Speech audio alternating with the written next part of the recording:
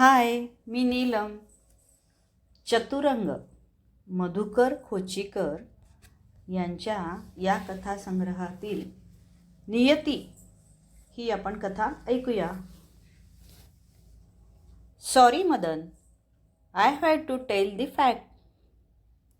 म्हणजे मी समजलं नाही. सांगून टाक एकदा. तुझ्याकडून काहीही ऐकून घ्यायची माझी तयारी आहे. कसं सांगू? मला धीर होत नाही. तू माझ्याकडे विश्वासाने आलास. मला तुला निराश करावं लागतंय. अरे सांगून टाक एकदा. तू डॉक्टर आहेस, अनुभवी आहेस. आधुनिक विज्ञानास काहीही करता येतंय असं तूच सुरुवातीला म्हणाला होतास ना. खरं आहे तुझं म्हणणं. मी सर्व रिपोर्ट्स पाहिलेत. सरिता, तुझी बायको आई होऊ शकणार नाही हे सत्य आहे. मला तुला आशेची टांगती तलवार तुझ्या डोक्यावर लटकून ठेवायची नाही. तू माझा मित्र आहेस, समजून घे मला. मदन काय बोलणार होता. डॉक्टरांच्या केबिनमध्ये थोडा वेळ शांतता पसरली. सरिता बाहेर थांबली होती. तिची उत्सुकता ताणली होती. आत काय चाललंय याची तिला कल्पना नव्हती. नर्सने तिला आत आणलं. ती दोघांकडे उत्सुकतेने पाहत होती. दोघं काहीच बोलत नव्हते.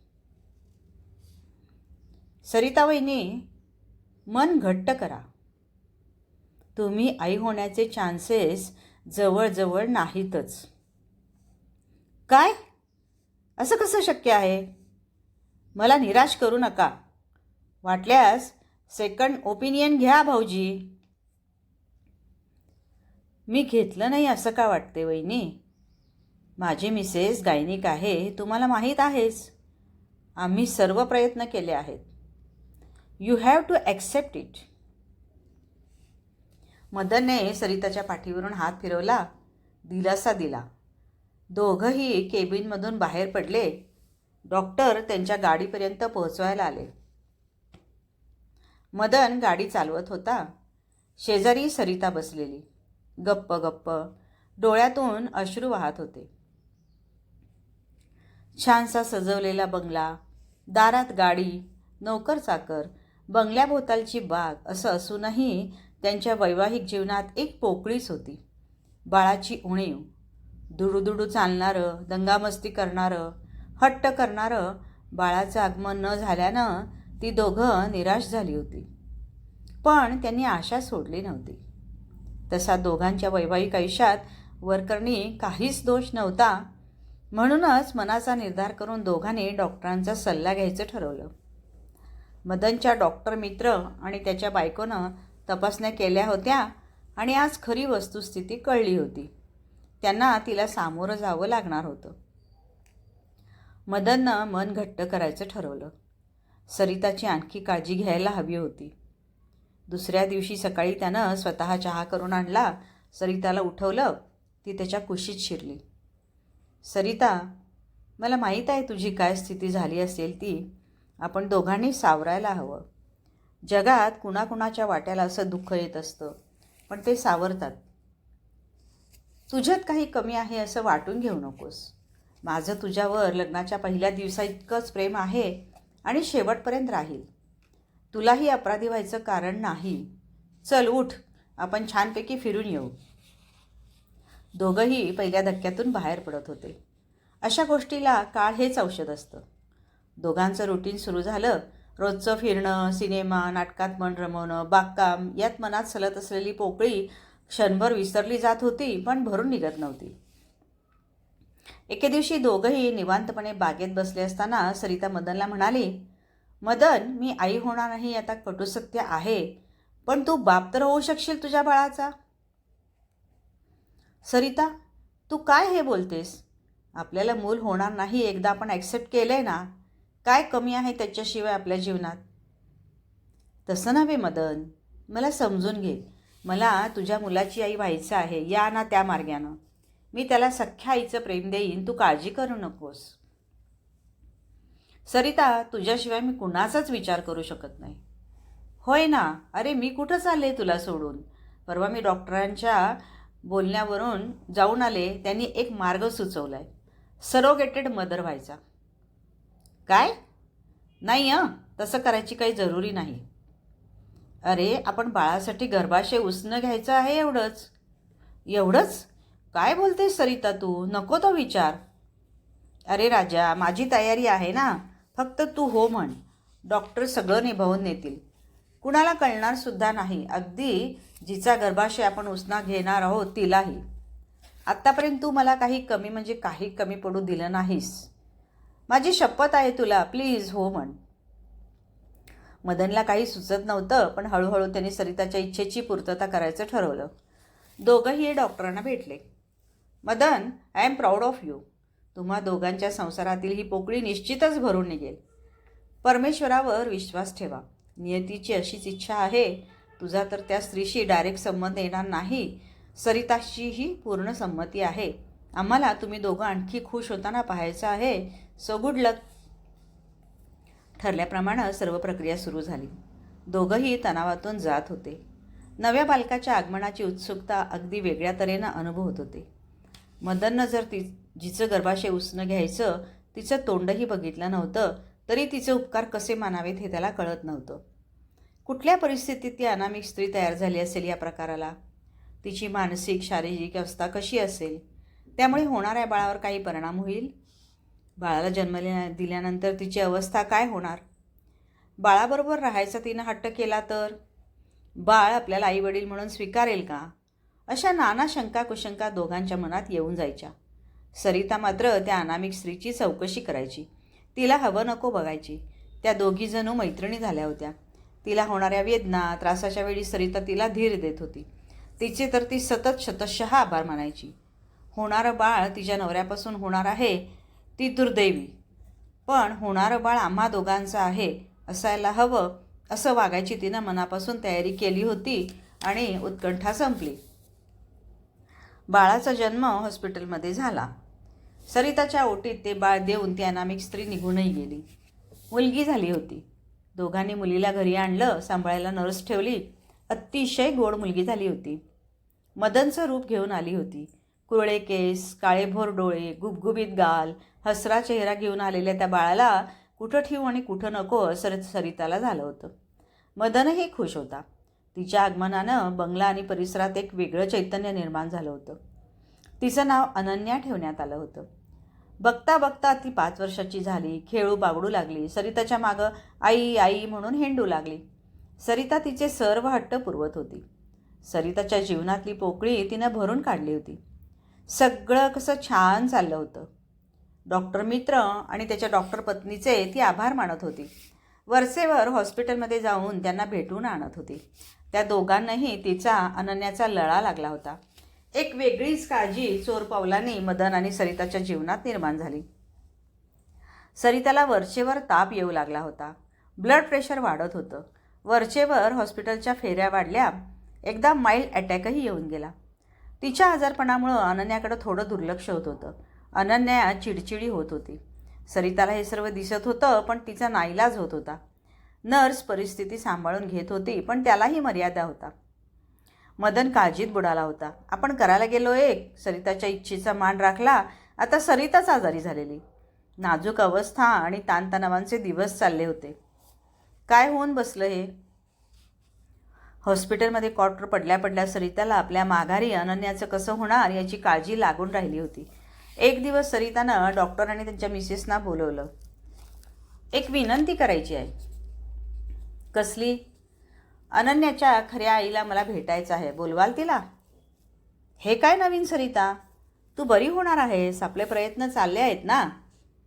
डॉक्टर, मला खोटी आशा दाखवू नका. मी आता फार दिवसांची मदनची सोबती नाही ही वस्तुस्थिती आहे. अनन्याच्या भवितव्याचा विचार मला आत्ताच करावा लागणार आहे. कृपा करून अनन्याच्या खऱ्या आईला मला भेटू द्या. कृपा करा माझ्यावर. ठीक आहे, उद्याच तिला बोलावून घेतो. आता आराम कर बघू. दुसऱ्या दिवशी ती सरिताला भेटायला आली. सरिताबाई, आपण एवढ्या आजारी आहात, का नाही कळवलं? मैत्रीण म्हणता ना मला. चुकलंच माझं. तुम्ही भेटलात फार फार बरं वाटलं. तुमची मुलगी तुम्हाला पाहावीशी का वाटली नाही? फार गोड मुलगी आहे हो. तुमचे अनंत उपकार आहेत आमच्यावर. ती आता तुमची झाली आहे. मला मोहात पडायचं नव्हतं. तिची खरंच आबाळ होते हो. ती गावरी बावरी झाली आहे, चिडचिडी झाली आहे. कराल मला मदत? काळजी घ्याल तिची? सरिताबाई, काय बोलताय तुम्ही? ती आता तुम्हा दोघांची मुलगी आहे. मी तर पैसे घेऊन चक्क व्यवहार केलाय. नका मला तिच्या मोहात पाडू. तुम्ही बऱ्या व्हा. मी तुमची सेवा करते, परमेश्वराजवळ प्रार्थना करते. ते तर तुम्ही माझी एक जिवलग मैत्रीण म्हणून करालच, परंतु त्या पलीकडेही आपलं नातं आहे हे विसरू नका. दोघी गप्प झाल्या. ती तरी यावर काय बोलणार? इतक्यात शाळेतून परत आलेल्या अनन्याला घेऊन नर्स आली होती. सरिताला तिनं मिठी मारली. आई, कधी येणार ग घरी? बाबा पण माझ्याशी फारसं बोलत नाहीत, गप्प गप्प असतात. अगं बाळे, मी बरी झाले की नक्की येईन. आज मला भेटायला कोण आलंय माहीत आहे? तुझी मावशी आली आहे, आशा मावशी. आशा? ही अनन्या, माझी मुलगी. अनन्या, मावशीला नमस्कार कर. नमस्कार मावशी. कशा आहात तुम्ही? बघा ना, आई लवकर बरी होऊन घरी येणार म्हणते. तुम्हीच सांगा आता तिला लवकर घरी यायला. आशानं अनन्याच्या पाठीवरून हात फिरवला. डोळ्यात अश्रू दाटून आले होते. तिला जवळ घेऊन तिचा पापा घेतला. सरिता, काय गोड मुलगी आहे ग. मला खूप आवडली.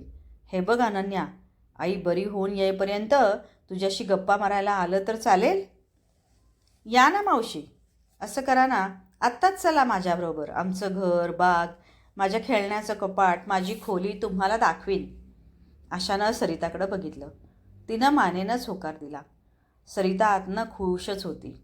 खरंच ती तिला माझ्या माघारी आईची माया देईल अशी खात्री तिला वाटत होती. मनावरचं एक ओझं हलकं होत होतं. आणि मग आशा रोजच अनन्याला सोबत करायला जाऊ लागली. दोघींची चांगलीच गट्टी जमली. सरिता आतून आनंदात होती. मदन घरी आल्यावर अनन्या नव्या मावशीविषयी सांगत होती. त्या दोघांची मात्र अजून दृष्टादृष्ट झाली नव्हती. एक दिवस मदन हॉस्पिटलमध्ये सरिताला भेटायला आला.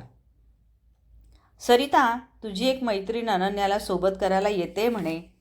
कोण आहे ही? का करते आहे ती असं आपल्यासाठी? तू पाठवलंस का तिला? मदन, होय, मीच पाठवले. रमली आहे ती तिच्याबरोबर. पण का एवढं करतेस? आहेच तसं आपलं तिच्याशी नातं. नातं? कसलं नातं? ना ती आपल्या नात्यातली ना गोत्यातली. खरं आहे, पण मदन आता स्पष्टच सांगते, माझ्यावरचं प्रचंड ओझं माझ्या त्या मैत्रिणीनं उतरवलंय. सरिता, काय बोलतेस? कसलं ओझं? तू बरी होऊन घरी लवकरच येणार आहेस. नाही मदन, आता माझे फार दिवस उरले नाहीत या जगात. माझी मैत्रीण आशा तिचं नाव. तीच अनन्याची आई आहे. तिनं जन्म दिलाय अनन्याला. तुम्हा दोघांची अनन्या मुलगी आहे.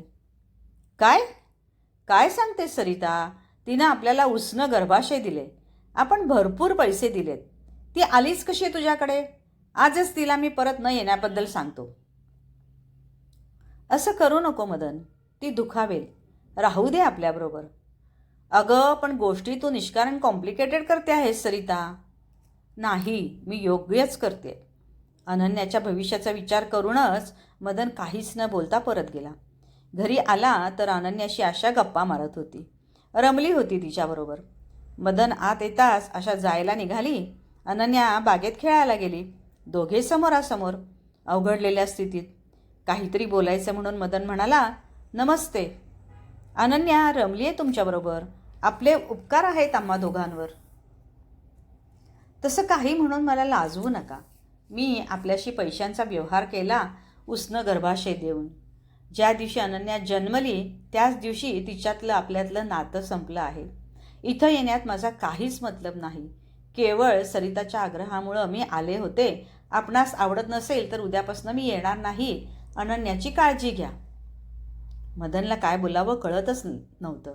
तो पुतळ्यासारखा तिच्यासमोर उभा होता. आशा निघून गेली. दुसऱ्या दिवशी ती आलीच नाही. अनन्यानं आकांड तांडव केला. नर्स पण तिची समजूत काढू शकली नाही. मदनला काय करावं कळत नव्हतं. सरिताही अपसेट झाली. काय करायला गेले आणि काय झालं? काय होऊन बसलं? मदनही अस्वस्थ होता. सरिताची प्रकृती बिघडली. सर्वांचे प्रयत्न अपुरे पडले आणि एक दिवस तिनं या जगाचा निरोप घेतला. मदन सैरभैर झाला. त्याच्या मनात सरिता जाण्यानं पोकळी निर्माण झाली होती. अनन्याचं कसं होणार, कशी समजूत काढणार तिची? अंधारच अंधार. सरिताला जाऊन 10 दिवस झाले. बंगला उदास उदास झाला. नोकर चाकर यंत्राप्रमाणे काम करत होते. मदन खुर्चीत बसून सरिताच्या हार घातलेल्या फोटोकडे बघत बसायचा. रात्री स्वप्नात सरिता आली. म्हणाली, मदन, आपले ऋणानुबंध संपले आहेत. नियतीची इच्छा. अनन्याची अवस्था काय झाली असेल? आशाला बोलावून घे. शक्य झाल्यास तिच्याशी लग्न कर. संध्याकाळी आशा भेटायला आली. अनन्या तिच्याकडे धावत गेली. तिला तिनं मिठीत घेतलं. आशाच्या डोळ्यात पाणी तरारलं. तिला ती थोपटत होती, तिला शांत करत होती. मदनचं सांत्वन कसं करावं तिला कळत नव्हतं. थोडा वेळ थांबून ती जायला निघाली. अनन्या तिला सोडायला तयार नव्हती. घट्ट मिठी मारून उभी होती. मदन सुन्न होऊन हे पाहत होता. अनन्याच्या मिठीतून स्वतःला सोडवून घेऊन ती दाराकडे निघाली. म्हणाली, मदन साहेब, स्वतःला सांभाळा, निघते मी. मी हात जोडतो आशा, जाऊ नकोस, थांब. अनन्या आपल्या दोघांची आहे. माझ्यासाठी, अनन्यासाठी तरी थांब. सरिताची ती शेवटची इच्छा आहे. कृपा करून जाऊ नकोस. ती माघारी वळली आणि तिनं अनन्याला पोटाशी धरलं. 5 वर्षापूर्वी तोडलेली नाळ पुन्हा जुळली होती. थँक्यू.